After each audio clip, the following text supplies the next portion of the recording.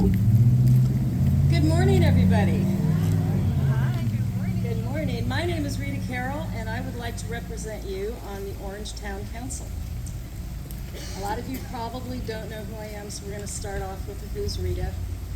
I am the last of 7 children in a large military family. I was born in Fargo, North Dakota. My parents are from Mason City, Iowa. They were both farming families. My dad was the youngest of 7 and joined the military during World War II, and then remained a career military officer his whole life. So that's how I grew up. And we moved about 17 times.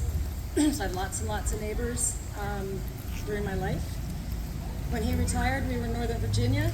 I went to Annandale High School and graduated from George Mason University with a computer science degree. And for the last 38 years, I've spent my career serving the country with the software requirements for the U.S. federal government. Currently work for Red Hat and still support the U.S. government for their software requirements. About 5 years ago, I got really tired of Northern Virginia for many, many reasons, and I decided to move. So my son, who is disabled and lives with me, we started looking for beautiful old homes on over 40 acres in a nicer, kinder community where we could spend the rest of our years. And Orange won head over tails. It's a wonderful place to live. This is the best community in Virginia.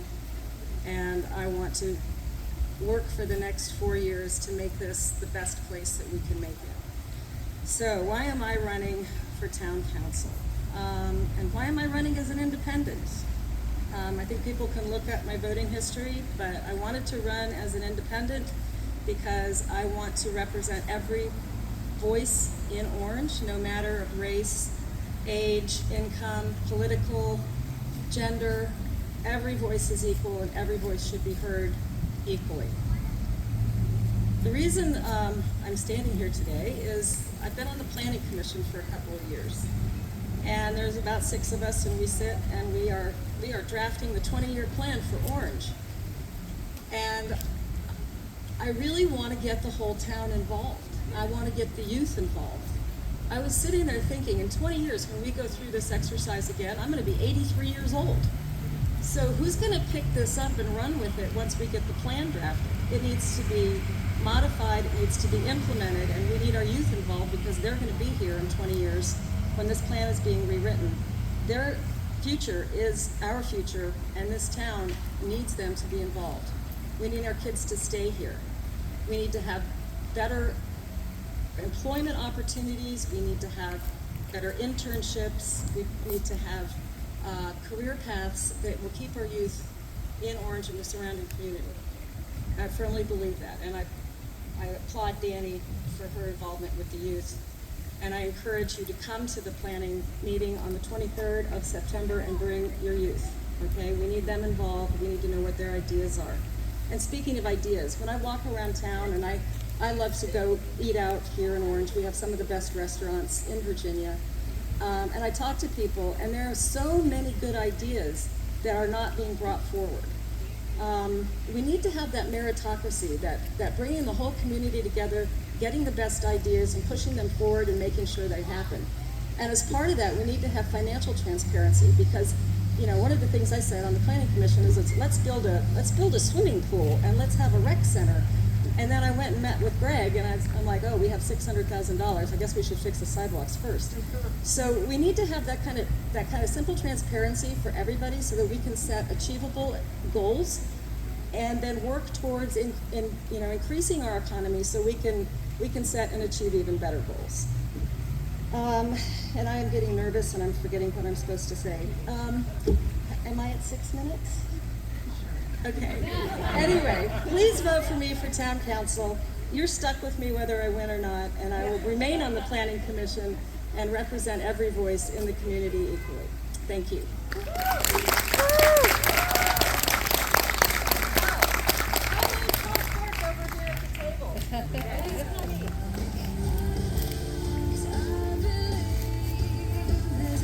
I would give a little background on the candidate I'm introducing, but I think I'll leave that to Mr. Harrison.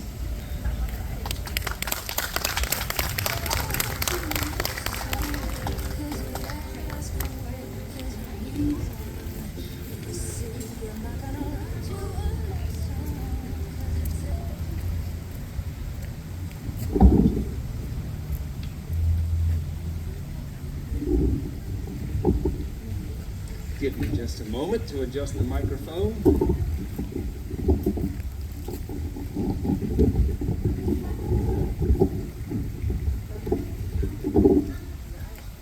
All right.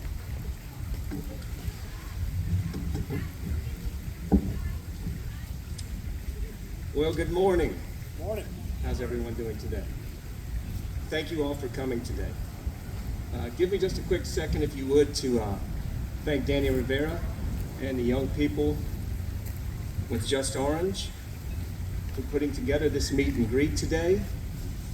It is a very valuable event, and I very much appreciate the invitation. 10097 Glebe Road. That's the house I grew up in. It's in the neighborhood on the right, just past CVS. And I remember as a child sitting there beside Route 15 back in the 1970s with my friends. We'd be out there pumping our arms, trying to get the tractor trailers that came by to blow their horns. Or we'd be out there waiting for Charlie Washington, our school bus driver. He'd come by and pick us up and take us to school on bus number 16. From about 7 or 8 years old on, we'd ride our bikes everywhere. We'd ride through the neighborhood, we'd ride through the woods, we'd even ride on the highway, all without adult supervision, if you can imagine that. We would sleigh ride down that hill in front of the hotel before there was even a hotel there. But no matter what I was doing, all throughout my childhood, I would always stop and watch when the fire trucks rode by. And when I got a little older, my desire to help others drove me to join the volunteer fire company as a 17-year-old in 1983. If you would, take just a second and look across the street there at the Firehouse Theater and Dance Studio. That was the firehouse in 1983. Can you imagine those large trucks coming out of that building right there with us teenagers hanging on the back step for dear life? It was a thrill ride, but it also strengthened the foundation of community service that still drives me today and has led me to seek to be one of your town council representatives for the next 4 years. Now, my painting a picture for you of life here during my childhood is to let you know what fond memories I have and what a great place Orange was to grow up in. And you know what? Orange still is a great place to grow up in. It is also a great place to live. I brought my immigrant wife and our children to live and grow up here just as I did. We have so many wonderful things in Orange. A safe and quiet small town atmosphere. We're surrounded by and embrace multiple important historical periods in our country's development. We are culturally diverse. We're right next to the mountains and not far at all from the bay or the beach. It's why I came back here with my family. It's home. It's my hometown. Now, there are challenges that we face, but let's build on these awesome attributes. Let's get the engine of our small town revved up into high gear. So how do we do that? I'm in favor of a sensible but not explosive growth agenda that encourages and incentivizes new businesses here in town and the new residents that come with them. In conjunction with our new town economic development manager, I want to help bring new businesses and more jobs back to our local economy. One way to do that would be to bring more broadband options into town. I think it's time to find a solution to get FiberLink or another provider into the town limits. Having these options will certainly help attract new high-tech businesses and entrepreneurs. I will also work to bring another grocery store to town It is one of the main issues I hear when talking with people. I understand that multiple attempts have been made in the past and without success. But an idea I think has merit is to talk to other towns similar in size to our own that have 2 or more grocery stores and see what they did to attract another one or to keep the stores that they already had. I think all of us can agree that it sure would be nice to be able to go to a local job and shop at our local grocery stores and not have to drive to Culpeper, Charlottesville, or Fredericksburg every day or every week. For our children and youth, let's work together to seek new or repurposed facilities and activities, especially indoor activities, and an indoor facility for the cold months and rainy days. A place where basketball, volleyball, or even pickleball could be played. Wouldn't it be great if even when the weather doesn't cooperate, there was still somewhere where we could all go and move and exercise and spend fewer hours on our phones and gaming stations? I am also a huge supporter of the proposed skate park. Let's make that happen. What a fantastic job Danny and Just Orange have done in bringing about this proposal. It really is a win-win. Simply put, I love this town and I care about its people. It's why my family has always been fair with its customers in our businesses here, and it's why I pledge to always represent you with honesty, decency, and integrity. I, like you, want Orange to be the best version it can be. I look forward to speaking with you all afterwards, and I thank you very much. Thank you, Mr. Club. That was awesome, everybody. Next up, we have Mr. Jeff Crane. Everybody.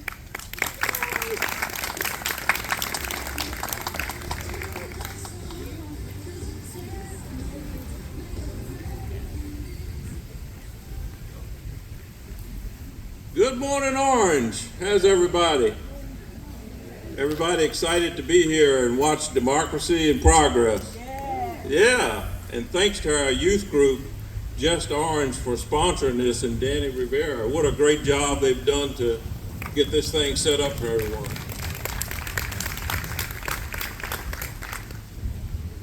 I've decided to run for town council. And the reason so is I grew up here in this town. My family has deep roots in the county and in the town. And you know, life's a game of inches. And within a few inches of this podium, my life was influenced tremendously by several things. Number one, my first home was right behind the Holiday House in Tomlinson Court. My parents built that home on a GI Bill around 1960.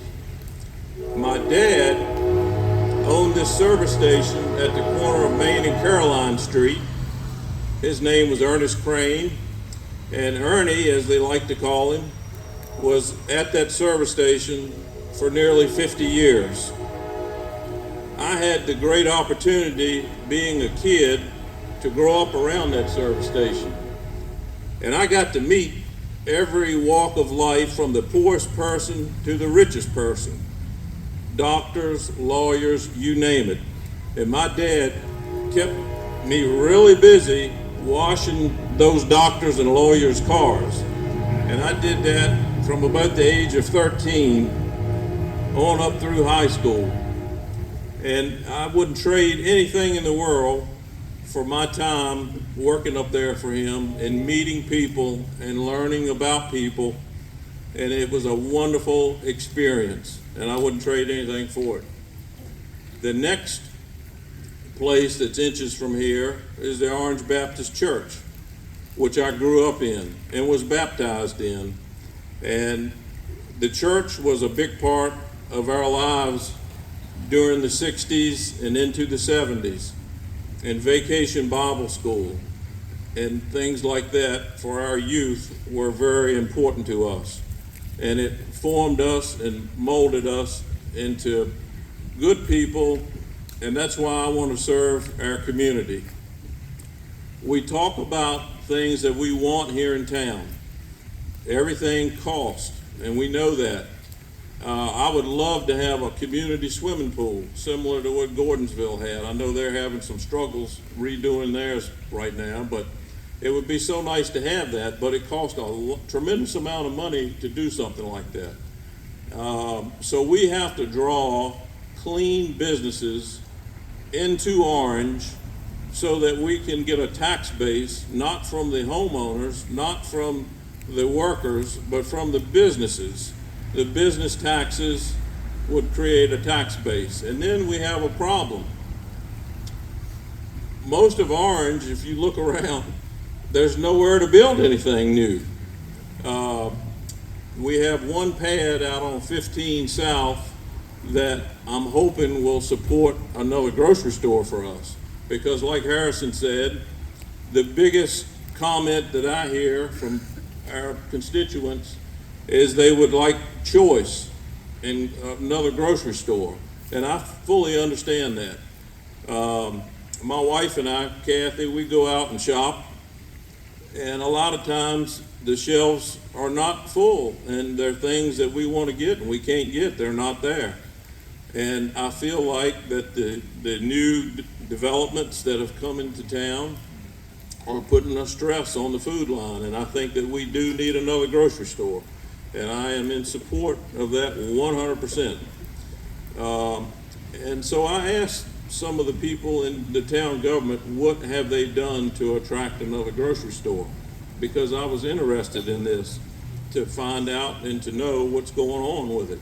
Well, they told me that they had contacted a couple of the chains, and they said that we don't have enough population here.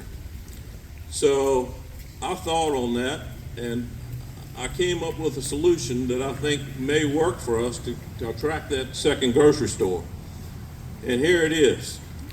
I know in the Commonwealth of Virginia, there are other towns with similar population as Orange and demographics.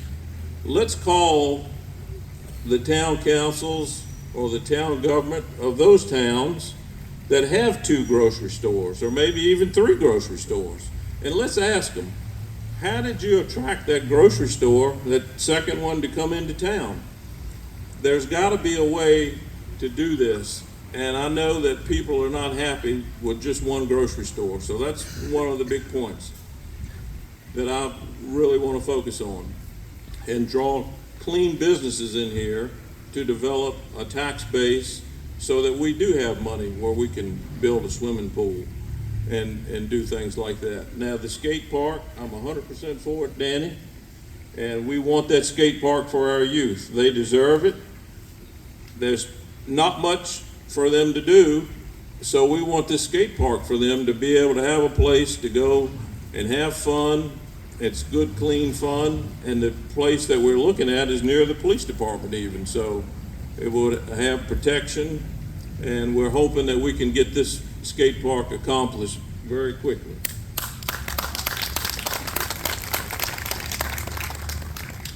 And another issue that I'm looking into is when I grew up here, there was Little League baseball, and I'm a big baseball fan. Not everybody likes it, but I love baseball, and I would like to see Little League or Babe Ruth baseball to be played in the town of Orange again. I can't tell you how many games that we played over at Porterfield Park when I was a kid. Everybody came to the games. The WJMA radio station, when the championship came about at the end of the season, they even broadcasted the games live on WJMA. And that is a big thing for kids to look back on and remember. And me and my buddies, we still talk about it today. And, you know, they had a big championship at the end of the season, and it was so much fun. Well, we don't have that in town anymore. So I want to bring that back. I think that that's important as well. Another thing is the businesses that are here in town need support from the council. We want to improve the town. We want to improve the appearance of the town. And we want to draw good residents and moderate growth to come to Orange. We want them to have things for their children to do. We want them to have a skate park. We want them to be able to play Little League baseball. That is important to draw good people into town to live here and flourish here like we did when we grew up. And we want to look into that and make that happen. And I'll have a booth over here that you can come and visit with me after the forum today, and I look forward to meeting up with you, and feel free to come over and we'll chat about this further. And I really appreciate Danny setting this up and Abel for all of us candidates. And I'm a middle of the road guy. I'm running as an independent. I'll sit down and talk with anybody about anything. The political politics in a town is sensitive, and I understand that, and that's why I chose to run as an independent. But I'm open-minded, and I'll sit down and speak with you, and I can promise you one thing: I'll do everything in my power to keep your taxes reasonable, to make this town the best town that it can be all across Virginia. And thanks for having me here today.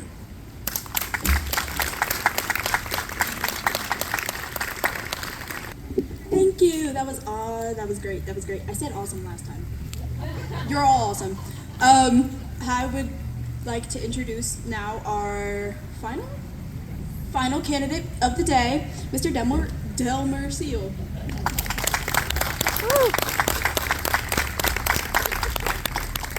Good morning, everyone. Thank you for having me. I'm 58 years old. For you all that don't know me, I am Delmer Seal.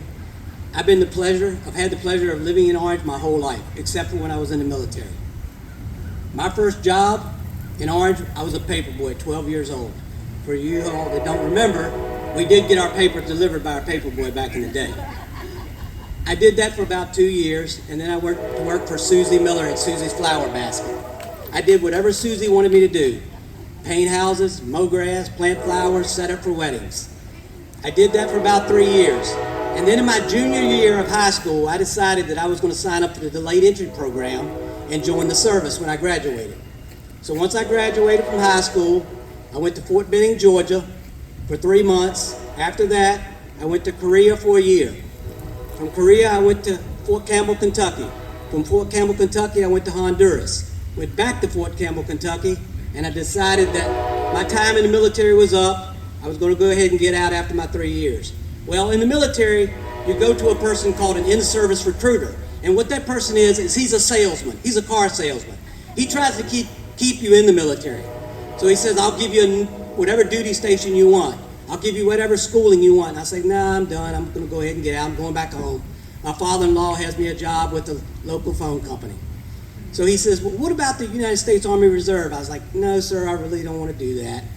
He says, well, what if I give you $7,000? Well, I'm a 21-year-old person, and this man's going to give me $7,000. So I say, what do I have to do for that? He says, well, you have to go 1 weekend a month and 2 weeks every summer.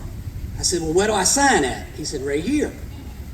Always be careful when someone's offering you money. There's a catch with it. So I went to my unit, which was in Culpeper.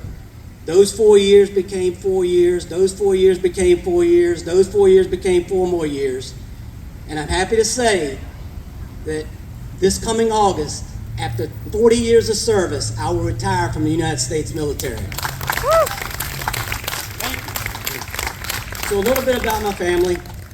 I've been married to my wife for 36 years. We just celebrated our 36-year anniversary on Tuesday.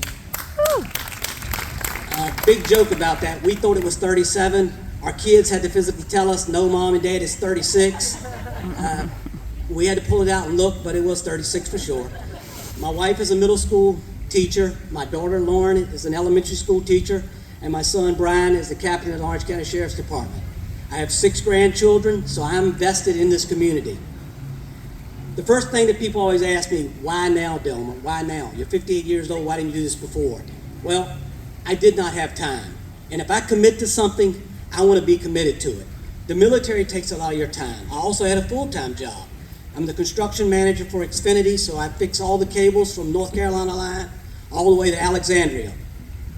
So I did not have time to invest in running for town council. I'm going to retire from the military, so I will have that time to invest in this community that has given me so much. The next question everybody asks me, what are you going to do if you're elected to the town council? Well, I want to sit right here and tell you, you're probably not going to hear this running for someone that's running from politics, but I do not have all the answers. I can tell you that right now. I do not have all the answers, but I do have 2 ears and a mouth. I will listen to you, and I will ask you questions. And your opinions matter to me. You may have a better idea than I have. The next thing is this town is not broken. If you think this town is broken, you really haven't been anywhere. This is a very good town. The crime is low. Yes, we need a few things in this town. But if you own a home and you need a car, you're always working on that too, right? You keep improving what you have. But the town is not broken. We have good employees. We have good leaders. All right. The last thing I will say is I want to give these young adults some advice. No matter what you're fighting for, no matter what your opinions are, you're going to be told no. Don't give up. Don't let that moment define you. Get more people involved in your cause. Take it back to that board or that person that told you no. And even if they tell you no again, do not leave that meeting angry or upset with that person and say they don't care about my cause, they don't care about me a person, and I don't like them and they don't like me. Because that is the worst thing that you can do. Because one day that person will need you and you will need them, and you'll be fighting for the same cause. And you will not know how to act or speak to them because of the way that you interacted with them the last time they told you no. Do not burn your bridges, because you never know when you have to cross them. And if I'm not elected, or if I am elected, I will stay in this town. I will live in this town. I will shake your hand if I see you in the grocery store, if I see you on the street, because that is the person I am. And that is the person that everybody here needs to be. No matter if you win or lose, no matter if you like the outcome of what they told you, we're all Americans and we all belong to the town of Orange, and we're all citizens of the town of Orange. So thank you very much for your time, and vote for Delmer Seal.